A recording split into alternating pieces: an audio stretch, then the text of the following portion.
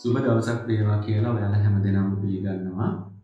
අද මම ඔයාලට කියලා දෙන්න හදන්නේ වෙස්ටර්න් මියුසික් තියරි අලුතින්ම ඉගෙන ගන්න ඔයාලා වෙනුවෙන් පළවෙනි පාඩම විදියට මම ඔයාලට අද කියලා දෙන්නේ ටයිම් වැලියු කියන පාඩම. මේකෙදි අද මම ඔයාලට කියලා දෙනවා ටයිම් වැලියුස් පහක් ගැන. ඉතින් මෙන්න මේ වීඩියෝ එකත් එක්ක දිගටම එකතු වෙලා ඉන්න.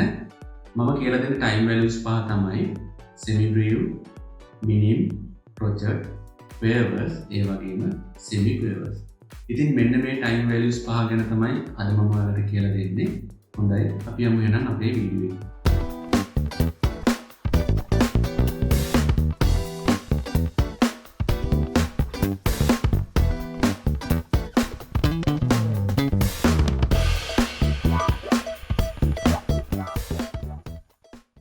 පළවෙනි ටයිම් වැලියු එක තමයි semi brief.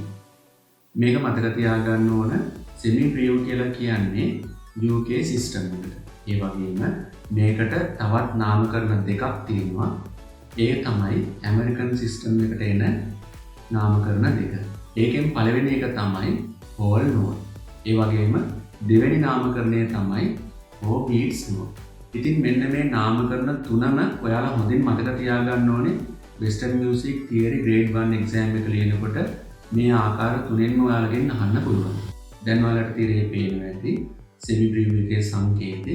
ඉතින් මෙන්න මේ සංකේතය දැක්කහම ඔයාලට කරන්න තියෙන්නේ beats 4ක ප්‍රමාණයක් ඔයාලගේ ඉන්ස්ට්‍රුමන්ට් එකෙන් වාදනය කරනවා නම් වාදනය කරන්න පුළුවන්. ඒ වගේම වාසින් කරන කෙනෙක් නම් beats 4ක ප්‍රමාණයක් සිං කරන්න ඕන. එතකොට මම උදාහරණයක් විදිහට ඔයාලට කියලා පෙන්නන්නම්. 1 2 3 4. ඉතින් මෙන්න මේ කාලේ ඔයාලා ඉන්ස්ට්‍රුමන්ට් එකකින් වාදනය කරනකොට beats 4ක කාලයක් වාදනය කරන්න ඕනේ semi brief කියන ටයිම් වැලියු එක දැක්කහම. ඉතින් මේක ඔයාලට පේනවා ඇති ලියලා තියෙන විදිය. ඉතින් මේක නිවැරදිව ලියන්නත් ඔයාලා හුරු වෙන්න ඕනේ. ඊළඟට මම ඔයාලට කියලා දෙන්නම් මේ ටයිම් වැලියු එක කොහොමද මියුසික් නොටේෂන් එකකදී ප්ලේ කරන්න කියන එක. ඒක මම වීඩියෝ එකකින් කියලා දෙන්නම්. ඊළඟට මම පෙන්නන වීඩියෝ එක බලලා ඔයාලා මේක හොඳින් අධ්‍යයනය කරන්න. මම මෙට්‍රොනෝම් එකේ 4 beats දානවා. මේ 4 beat එකට කොහොමද මේ semi brief කියන ටයිම් වැලියු එක වාදනය වෙන්නේ කියන එක ඔයාලා හොඳින් අධ්‍යයනය කරන්න ඕන. හොඳයි, අපි වීඩියෝ එකට යමු.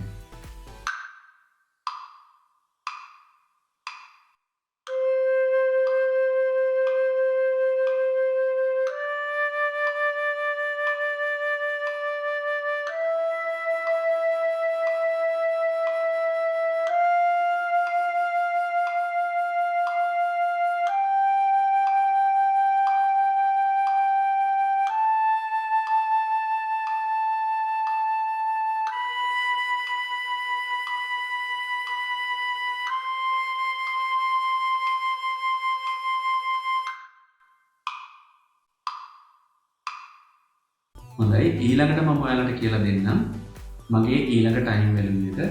මේකේ නම මිනිම්ස්. මිනිම් එකක් කියලා කියන්නේ beats දෙකක කාලයක් වාදනය කරන්න ඕන.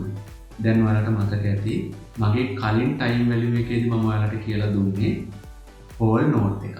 ඒ කියන්නේ beats 4යි. එතකොට whole note එකෙන් half note එකක් කියලා කියන්නේ beats 2යි. එතකොට මේකේ නම් තුනක් තියෙනවා. මිනිම්, half note, ඒ වගේම 2 beats note. මේකත් මම කලින් විදිහටම වීඩියෝ එකකින් පෙන්නන්නම් කොහොමද beats දෙකක කාලයක් මෙට්‍රොනෝම් එකක් දාලා තියෙනකොට වාදනය කරන්න කියන එක. ඒකත් හොඳින් අධ්‍යයනය කරන්න. අධ්‍යයනය කරලා 2 beats note එකක් කොහොමද නිවැරදිව වාදනය කරන්න කියන එක ඔයාලා හොඳින් අධ්‍යයනය කරන්න ඕන.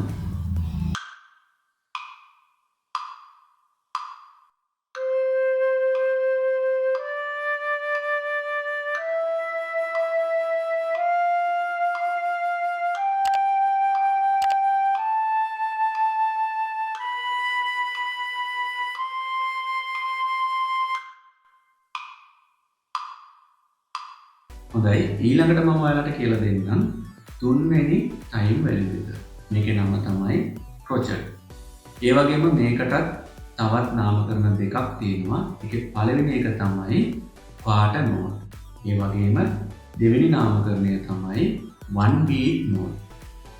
මේකට 1 beat note කියලා කියන්නේ සෙමි බ්‍රීව් එකට ඔයාලට මතක ඇති බීට්ස් 4ක් තිබ්බා. බීට්ස් 4ම වාදනය කරනවා. ඒ වගේම මිනිම් එකේදී බීට්ස් 2ක් වාදනය කරා. මේකෙදි වාදනය කරන්නේ බීට් 1යි. ඒ වගේම අනිත් නාමකරණෙත් එක්ක ගත්තාම සෙමි බ්‍රීව් එකට මම කිව්වා හෝල් නෝට් කියලා. මිනිම් එක half නෝට්. ඒ වගේම මේක ක්වාටර් නෝට්. මේකට ක්වාටර් නෝට් කියලා කියන්නේ සෙමි බ්‍රීව් එකෙන් නම් 4න් එකක ප්‍රමාණයක් තමයි මේ ක්‍රොචට් කියන නෝට් එකට තියෙන්නේ. ඉතින් මේකත් මම කලින් විදිහටම වීඩියෝ එකකින් පෙන්නන්නම් කොහොමද මේක රීඩ් කරන්නේ, කොහොමද මේක වාදනය කරන්නේ කියන එක.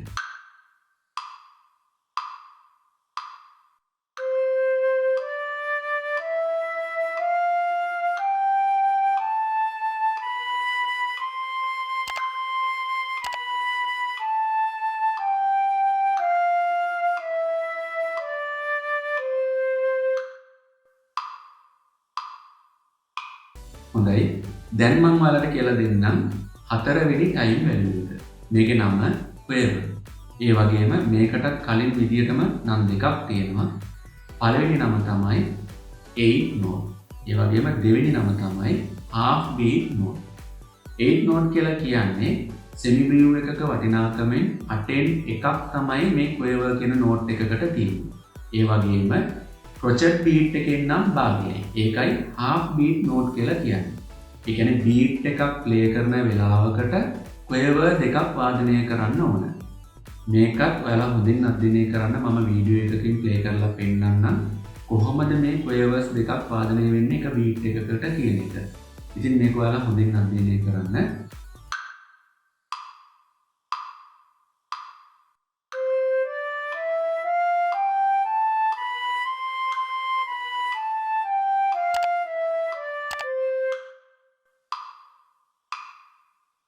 හරි, ඊළඟට මම ඔයාලට කියලා දෙන්නම් 5 වෙනි ටයිම් වැලියු එක. මේකේ නම තමයි සෙමි ක්වේවර්. ඒ වගේම මේකටත් කලින් විදියටම නාමකරණ දෙකක් තියෙනවා. පළවෙනි නම තමයි 16 නෝට්. ඒ වගේම දෙවෙනි නම තමයි quarter beat note. Quarter beat note කියන්නේ ක්‍රොචට් එකකින් නම් 4න් එකයි. ඒ කියන්නේ ක්‍රොචට් එකක් ප්ලේ කරන එක බීට් එකක් වාදනය කරන ටයිම් එකකදී සෙමි ක්වේවර්ස් නෝට් නම් 4ක් වාදනය කරන්න පුළුවන්. ඒ වගේම මේකට 16 නෝට් කියලා කියන්නේ මේකටත් හේතුවක් තියෙනවා.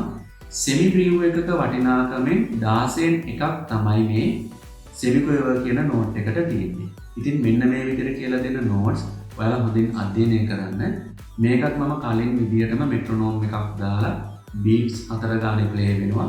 එතකොට මේ බීට් 4ක් ප්ලේ වෙනකොට ඔයාලට තේරෙනවා ඇති එක බාර් එකක් ඇතුලේ සෙමි ක්වේවර්ස් නෝට් 16ක් ප්ලේ වෙනවා කියන එක. ඒ කියන්නේ ක්‍රොචට් බීට් එකක් වාදනය වෙන එක බීට් එකකදී සෙමි ක්වේවර්ස් 4ක් වාදනය වෙනවා. එතකොට ක්‍රොචට් බීට් 4ක් තියෙනවා බාර් එකක් ඇතුලේ. මම 4/4 ටයිම් සිග්නේචර් එකක තමයි ප්ලේ කරලා පෙන්නන්නේ. මම මේ ටයිම් සිග්නේචර්ස් ගැන ඔයාලට වෙනම කියලා දෙන්නම්. දැනට මේ ටයිම් වැලියුස් ටික ඔයාලා හොඳින් අධ්‍යයනය කරන්න ඕනේ හින්දා මේක හොඳින් මතක තියාගන්න. බීට්ස් කීයක් තියෙනවද, බීට් එකකට සෙමි ක්වේවර්ස් කීයක් ප්ලේ වෙනවද කියන එක ඔයාලා හොඳින් අධ්‍යයනය කරන්න ඕනේ. සෙමි ක්වේවර්ස් 4ක් ප්ලේ වෙනවා එක බීට් එකකට. එහෙනම් බීට්ස් 4ක් ප්ලේ වෙනකොට සෙමි ක්වේවර්ස් 16ක් ප්ලේ වෙනවා.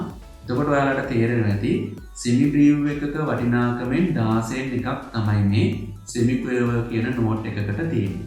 ඉතින් මෙන්න මේකත් ඔයාලා හොඳින් අධ්‍යයනය කරන්න.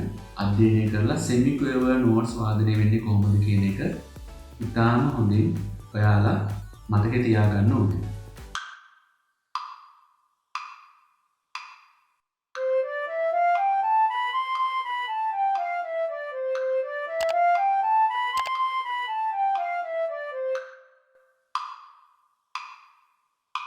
හොඳයි, ඊළඟ වීඩියෝ එකෙන් මම ඔයාලට කියලා දෙන්නේ අද මේ ඉගෙනගත්තු ටයිම් වැලියුස් ඔයාලා දන්නවා වාදනය කරන්න තමයි ඉගෙන ගත්තේ.